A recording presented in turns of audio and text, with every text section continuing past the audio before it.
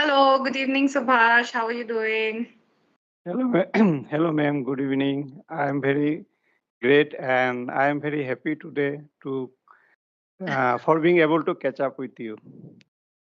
Great, great. I am very excited as well. Very happy to be able to meet you. How are you doing? Let's start with that. How was the day today? My day was good, and Mm-hmm. I tried to watch some of the videos and try to get some of the new words so that I can Mm. use in my practice session. So that's what I did. Oh, that's wonderful. So it's been a productive day for you today. Yes, ma'am. Ah, wonderful, wonderful. So, Subhash, I hope you already know my name. I was, born and raised in Kolkata, but currently I'm staying in Pune. I had been working in the corporate sector for about 11 years, and from the start of this year, I decided to start working on my own. So that's when I started independently coaching people and also started my YouTube journey. I am a certified soft skills trainer and a communication coach. I'm also TEFL certified, so I can teach English as a foreign language. And I'm also a certified life coach. So that helps me integrate certain areas of life coaching along with the English and communication coaching that I do. And whenever I get some free time, I love traveling. I love spending time with my friends and family, and I love to cook. So these are a little insights about me as a person. If you have anything detailed that you want to know, I would love to answer them for you. But before we move forward, why don't you give us a quick sneak peek into who is Shubhash? Thank you, man, for giving me this opportunity. So, my name is Subhash Pal, and I live in Guwahati in the state of Assam. Mm-hmm. And I am very much interested in learning this language, and that's why I have Mm. been practicing with tutors on various platforms also. And Mm-hmm. sometimes when I get to connect with the co-learners, so I also practice with them. Other than that, for learning this language, I watch YouTube videos with English contents and read books also. Mm-hmm. And I love to travel. There is one common thing that you love to travel. I also love to travel. We are on the Yeah, same page on that front. And good. Yeah. I am a retired government servant. I have Mm-hmm. retired this year. Mm. And other than that, I love to watch cricket. So this Ah. is all about me, ma'am. Okay, okay, wonderful. That is great. So, tell me what kind of places do you like to travel to? Oh, I don't have any specific place on mind in my mind, but I love to Mm-hmm. travel any new place wherever I have not gone. Mm. So if there is something new that I can expect from there, so I love to Mm-hmm. visit. So that's why. Ah. So it may be a coastal area or it may be like hilly areas. So it does not matter. I like even the last year I went to Rajasthan. So that was the first time that I could visit a place. I mean a desert. So that's Mm. what, ma'am. I like to visit any place. There is no Okay, any wonderful. specific interest. Yes. Hmm. Okay, wonderful. That is great. So, tell me this, how did you develop or how did you figure out that you have a passion for learning the English language and where did that motivation come from? Okay, so it started long back, and I studied in Bengali medium school, and I Mm-hmm. never spoke in English. So it was always in me that I always had in me that I I would speak in English. So whenever I Mm. saw other people speaking in English, I always felt that if I could speak like them. And Mm. sometimes it also happened that there are some situation arose where I had to speak in English, but I couldn't. So there was some Ah. kind of embarrassment was also there. And I Mm. always try to avoid people who spoke English because I thought if they ask me something, I would not be able to answer them. That Mm. will give me, I was ashamed of speaking English because I could not, and that's Right. why. Yeah. So one day I thought, okay, let's this is my weak point, so let's make it my strong point. So then I started to do this. So when I started, there was no such opportunity actually. Even some offline classes I looked for, but there was no such uh, institutions where this kind of training were given. So I had to wait long. So it happened during lockdown time, ma'am. So my office was closed, so I had to remain at home whole day. So what to do? I was watching some videos. At that time, I came across one video that student was speaking with tutor on Clepingo. So Ah. that that generated some interest in me that if okay, I can also do that and I can also learn from taking classes with the tutors. So that's how I started my journey from lockdown time. And still I am continuing. Whenever I get an opportunity, I speak with the tutor, I speak with Kolana. That is how I have I have the passion for this language. Okay, wonderful, wonderful. So tell me this, what has been the most challenging part about this journey? Like people always talk about, okay, what I have learned, what I have, how I have improved. But why don't you tell me about what are the actual real challenges that you have faced in your spoken English or in your communication enhancement journey? Challenging, like when I started, I was very much Mm-hmm. afraid of speaking with even tutor because Mm, suppose now we have started speaking with one each other. So before mm, earlier, when there was a session, I was so nervous that even sometimes I thought I would not attend the session. I don't know right. what would happen. Yeah, so that was the great challenge for me to face the camera. So once I Mm, started and I took the courage to face the camera, and after 3 4 sessions, gradually I felt comfortable talking with the tutor, and mm, that's how I got the confidence. Okay, I know I will make mistake, but I will speak no matter what. So that was the mm, challenge that I could surmount that challenge. mm. Now, what happens that sometimes when I speak with somebody, sometimes I get stuck. Still, it happens. Right. So I have Mm, to get over all these things. And mm, pronunciation also is an issue. Earlier, it was main issue, but gradually I'm trying to correct it. mm. Okay, yes, I think you spoke about very valid points. And one thing that I would agree with is I often see, even a lot of people enroll in my classes, but they just stop showing up at times, when I ask them that, okay, the classes will not help, you will also have to work on the activities that I'm giving you, you have to take out time for this. They start showing up, they stop showing up for those sessions. So when you said this, I can actually relate to that. And it also reminds me that every time when even we were kids, when we used to go to school or college, every time there would be a difficult class where somebody is going to ask us about something or hold us accountable for something, we would try not to go to that class or skip school for that day, right? So why do you think this happens to people whenever you are expected to put in a little hard work, even though you have invested money into something? Not just classes, for example, let's talk about gym memberships. A lot of people take gym memberships at the start of the year thinking that, oh, it's my new year resolution, I want to lose a lot of weight, and then they go for 2 days, after that they just stop going. Why do you think that happens to people? I think they lack the determination. They always, I mean, under impulsion, they start something.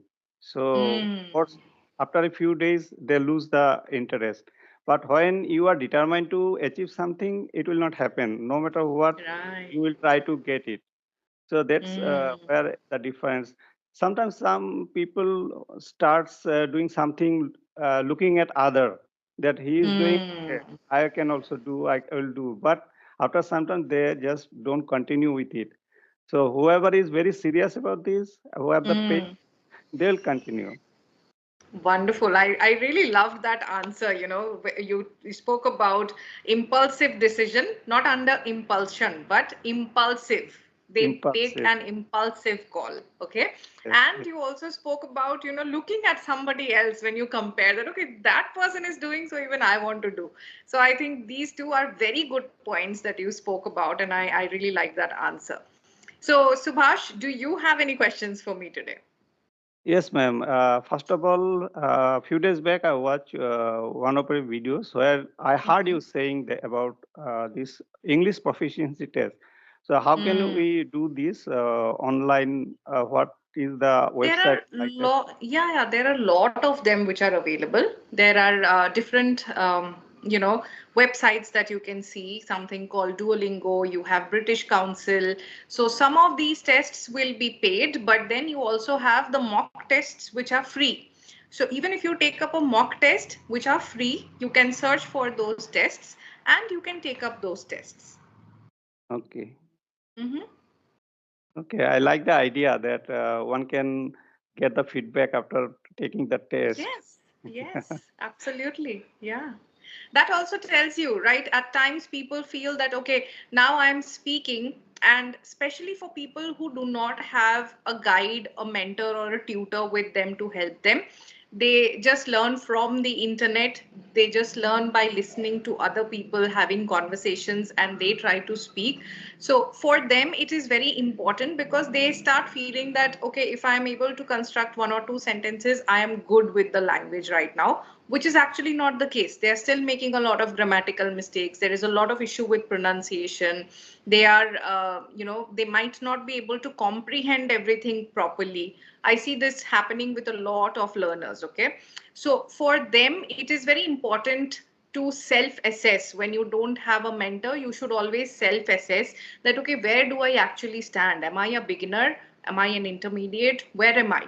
Am I being able to score at least an intermediate level, or am I at a lower beginner level? So it helps you in determining as to what is your current stage, what is your current level of proficiency, and then it will help you to chart out your plan ahead. What should I do from here? Then you can probably, think about it seriously. If it is important, as you said, if it is important for you, if it is about your career, then you can take the right kind of decision and think what should be the next step, right? Yes, yes, right. Mm-hmm.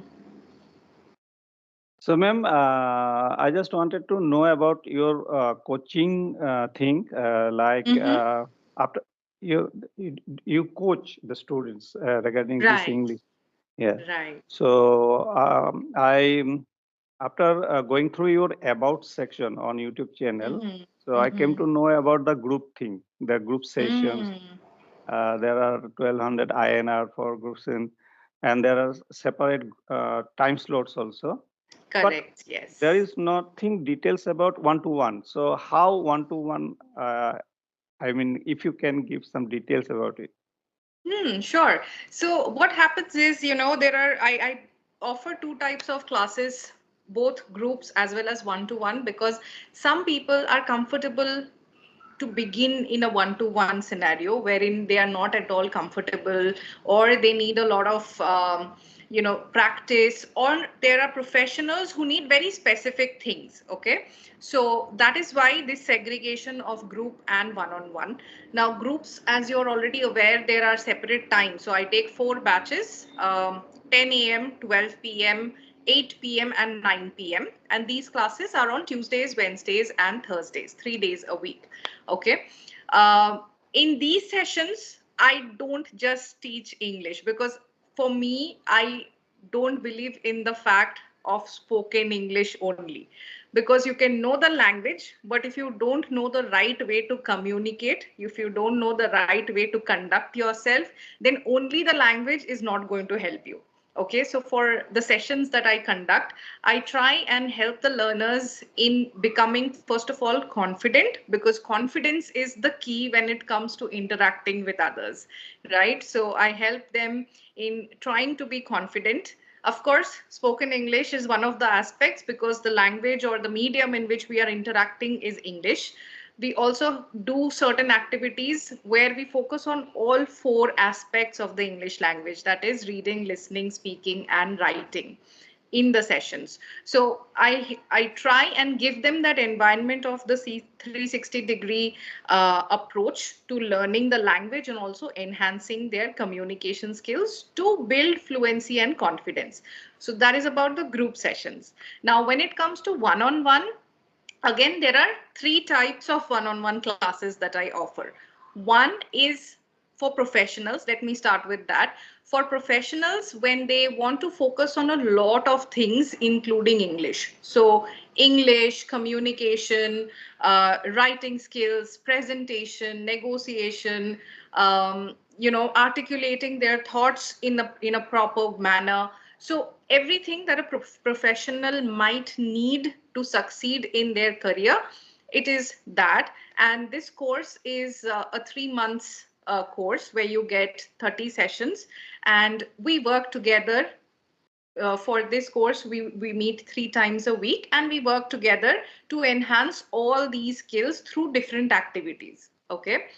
The other one is there will be people who are, who are professionals or who are students, and they don't need all of it. They might be good at presentation skills, but they might not be very good at negotiation or persuasion, right? So the other one is a small or a short course that I offer, which is a 1 month course of 10 sessions. So that specifies, so I have a list of topics that I offer, and they can choose which topic they want to take up the course on. So that is again another mini course for professionals.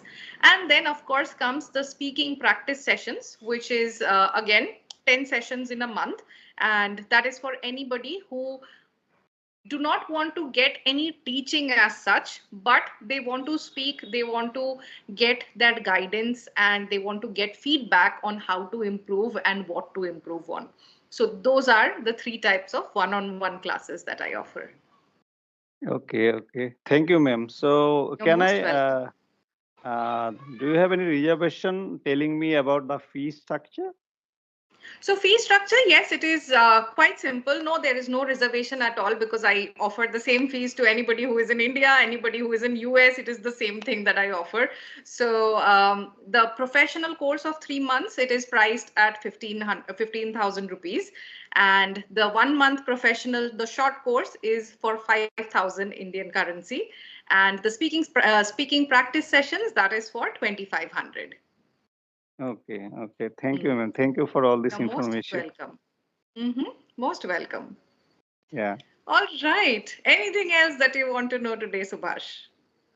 Okay, so one more thing I want to know from you is that when it comes to confidence. So as I told you Mm, that nowadays, if somebody asks me something in English, okay, I have the confidence and I will give him or her the answer.